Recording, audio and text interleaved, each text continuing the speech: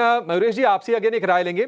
बंधन आरबीएल में आज तेजी है 4 से 6% की। बाकी फाइनेंशियल्स भी चल रहे हैं, Shriram finance, AU small finance bank, Chola investment, Poonawalla Fincorp, MNM financial, AB capital. मतलब अगर आप वायदा में देखेंगे तो सिर्फ वोल्टास अगर हम छोड़ दें तो बाकी सारी की सारी कंपनीज फाइनेंशियल स्पेस वाली हैं।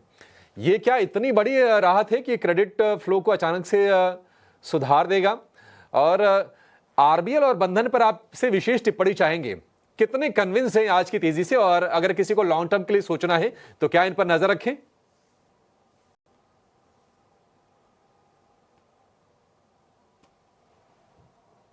अनम्यूट कीजिए मयूरेश जी।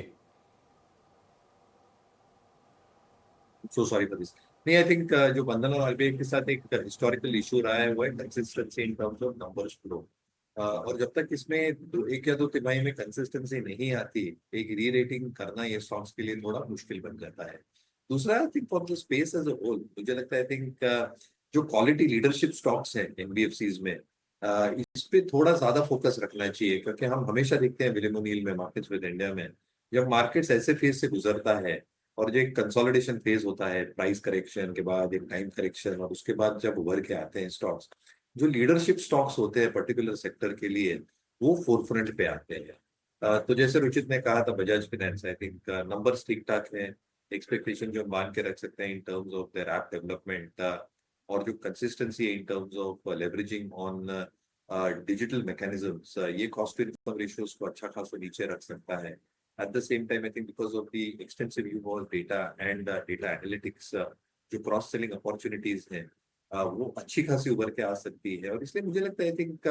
जो बेटर प्लेयर्स हैं जिसकी अच्छी पेरेंटेज है, बजाज हुआ, चोलामंडलम हुआ, उसमें क्रेडिट रेटिंग्स भी ठीक ठाक रहते हैं, कैपिटल एडिक्वेसी काफी अच्छी रहती है, और इसकी वजह से आई थिंक जब मार्केट से एक लल फेज से गुजर के ग्रोथ फेज में निकल जाता है, because we have better balance sheet growth and better credit underwriting skills,